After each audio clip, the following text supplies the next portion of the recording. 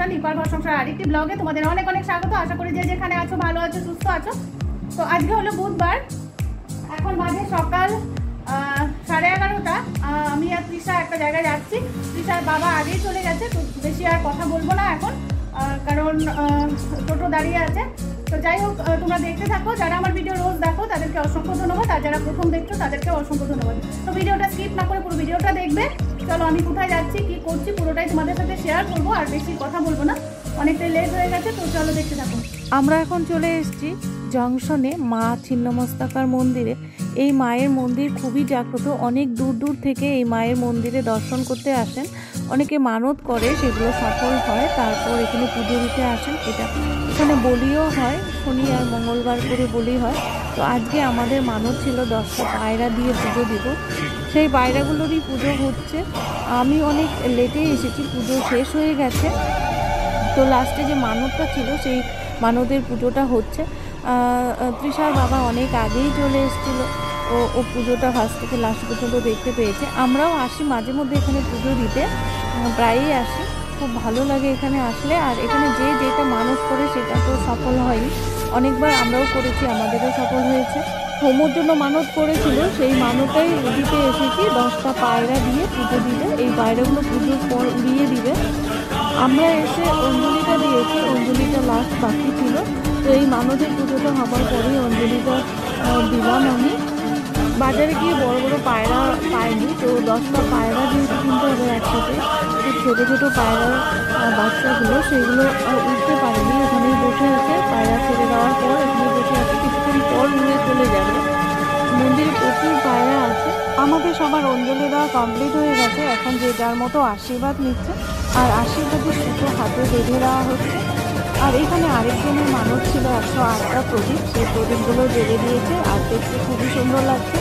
আর এই মায়ের কাছে আসলে অন্যরকম একটা অনুভূতি হয়, মনে হয় সাক্ষাৎ মাকে দেখতে পাচ্ছি। আর এই মাকে যে যার মতো মানত করে, কেউ মোম মানত করে, প্রদীপ মানত করে, কেউ শাড়ি চাদর, কেউ বলি, কেউ পায়রা, মানে যে যার মতো মানত করে। যেটা মানতটা যদি ফলে যায় তাহলে এসে পুজো দিয়ে যান। এমনিতেও অনেকে আসে পুজো দিতে, আর বিকেল টাইমে অনেকেও এখানে আসে ঘুরতে। আর প্রচুর গাড়ির পুজো হয় এখানে, মানে প্রত্যেক দিন মনে হয় 50-60টা পুজো তো হবে। গাড়ি, বাইক, কার, টোটো, অনেক ধরনের গাড়িও পুজো হয় এখানে। মা ছিন্নমস্তাকাকে মন প্রাণ দিয়ে ডাকলে মা যেন সবার মনের কথা শুনেন, আর সবার মনের আশা কামনা সব পূর্ণ করেন। এখানে দেখতে পাচ্ছ যে বলি দেওয়া হয় সেই জায়গাটা, বলির ওখানে যে কিছুটা জল আছে, সেই জলটা সবাই মাথায় একটু করে ছিটিয়ে দিচ্ছে, তাতে নাকি সবার মঙ্গল হয়। আর কেউ কেউ একটু জল নিয়ে যাচ্ছে বাড়িতে, এই জল নিয়ে গেলে নাকি বাড়ির মঙ্গল হয়। পুজোর পর সবাইকে প্রসাদ দেওয়া হচ্ছে, যারা এক্সট্রাভাবে ভোগ দিয়েছে সেটা এক্সট্রা দিচ্ছে, আর এমনিতেও যারা পুজো দিতে এসছে তাদেরকে প্রত্যেকেই প্রসাদ দিচ্ছে। আর এই ভোগের প্রসাদটা প্রত্যেক দিন বিতরণ করা হয়, আর রাস্তার প্রতিদেরও যে আসে তাদেরকে প্রত্যেককেই প্রসাদটা দেবে আর কি। আর এই ভোগের প্রসাদটা খেতে এত ভালো লাগে খেতে, মানে অসাধারণ টেস্ট। এইরকম টেস্ট আর কোথাও হয় না আমার মনে হয়, যারা খায়নি তারা হয়তো কিছুই বুঝতে পারবে না। আর আমরা প্রায় খাই এখানে আসলে, এখানে ঢুকি মন্দিরে মাকে দর্শন করতে, তখন প্রসাদটা নেই, অপূর্ব খেতে এই প্রসাদ। মস্তকা মন্দিরের পিছনেই বাবা ভোলানাথ বিরাজ করেন। বাবা ভোলানাথের স্থানটা মায়ের মন্দিরের পিছনের দিকটা, তো মায়ের পাশে তো বাবা ভোলানাথ থাকবেই। ওটা আমাদের কমপ্লিট হয়ে গেছে, বাবা ভোলানাথকেও দর্শন করে নিলাম, প্রসাদও নিয়ে নিয়েছি। এবার মাকে আরেকবার প্রণাম করে এবার আমরা বেরিয়ে যাবো বাড়ির উদ্দেশ্যে।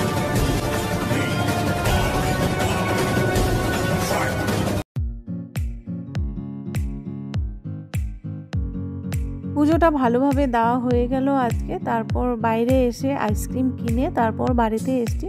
তো খুব গরম পড়েছে, অনেকগুলো আইসক্রিম কিনে তারপর বাড়িতে চলে এসছি। যে আইসক্রিম কেনার কথা ছিল সেটা 3-4 দোকান ঘুরেও পাইনি, সেই জন্য এই আইসক্রিমগুলোই নিয়ে এসছি।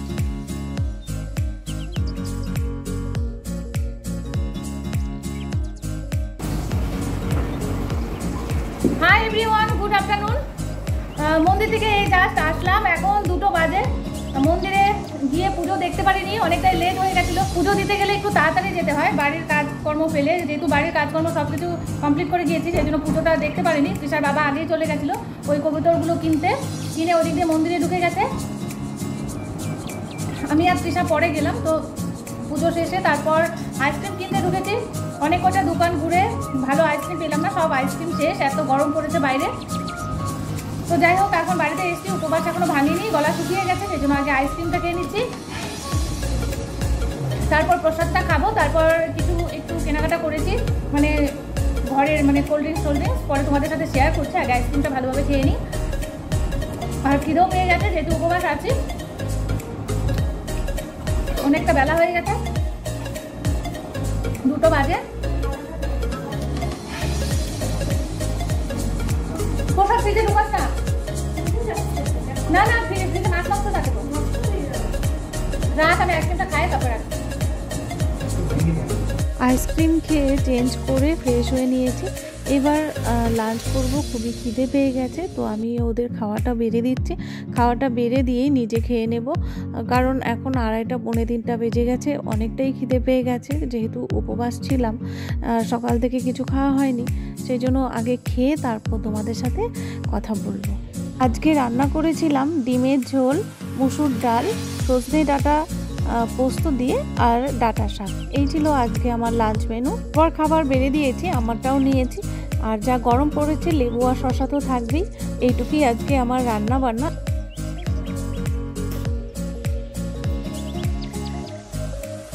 Everyone, good evening.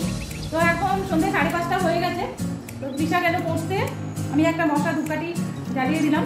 মশা নেই, তাও সন্ধ্যেবেলা 1-2 মশা বের হয়, আর ধূপকাঠিটা দিয়ে রাখলে ওই 1-2 মশাগুলো আর আসে না। তো পুজো দিয়ে আসার সময় স্মার্ট পয়েন্টে ঢুকেছিলাম, সেখান থেকে কিছু জিনিস কিনেছি। আবার সন্ধ্যেবেলা কথা বলতে পারবো না, আমার বাড়িতে টিচার আসবে, সেই জন্য ভাবলাম যে তোমাদের সাথে এখনই শেয়ার করে দিই, কেন কিনা সন্ধ্যেবেলা আবার টিচার আসবে, তখন আমার মুখটা বন্ধ করে রাখতে হবে, সেই জন্য চলো দেখো।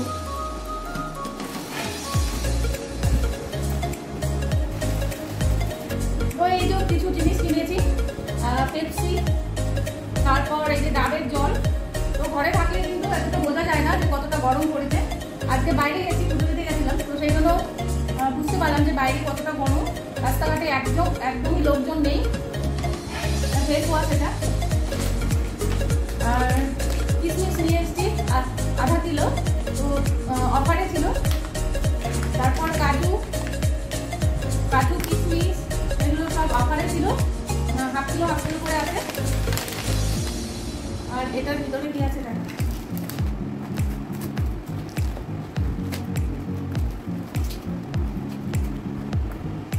এই তো শরবত খাওয়ার গ্লাস। তো ঘরে অনেক গ্লাস আছে, মেয়েদের কি হয়, দোকানে গেলে কিছু একটা ভালো লাগলে ওটা নিতে হয়, মানে ওটা নেওয়া যায় যে করেই হোক। তো এরকম 2টো গ্লাস দুটো ধুয়ে নিয়ে আসি। তারপর একটু পেপসি খাই। আর আছে এখানে তৃষার চকলেট বিস্কিট। এই হলো মানে আইসক্রিম কিনতে গিয়ে এই সমস্ত জিনিস কেনা, মানে এইগুলো কেনাকাটার কোনো প্ল্যানই ছিল না। 3-4 দোকানে গিয়েছি আইসক্রিম কিনতে। তো আইসক্রিম যেটা বড় বার নিবে, সেটা যে ফ্লেভারের নিবে, তৃষা 3-4 দোকানে ঘুরছিলাম, পাচ্ছিলাম না, সেই জন্য ভাবলাম যে স্মার্ট পয়েন্টে পাওয়া যাবে। স্মার্ট পয়েন্টে গিয়ে সেখানেও আইসক্রিম শেষ হয়ে গেছে, বললো আইসক্রিম শেষ হয়ে গেছে, বিকেলে আসবে। তো আইসক্রিমটা যেটা খাবে সেটা নিতে পারলাম না, তারপর এমনি আইসক্রিমগুলো নিয়ে এলাম। তো তারপর এই সমস্ত আর কি কেনা, এমনিতেই কোনো কেনাকাটার কোনো প্ল্যানই ছিল না। আর একটু পাউডার, গরমের পাউডার নিয়ে এসেছে। তো গ্লাস দুটো ধুয়ে নিয়ে আসি। তো এই তো ধুয়ে নিলাম। এবার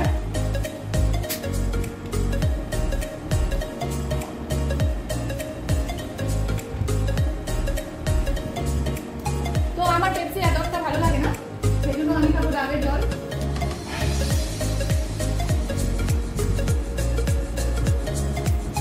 কোল্ড ড্রিঙ্কসটা দিয়ে এসে তারপর তোমার সাথে কথা বলছি।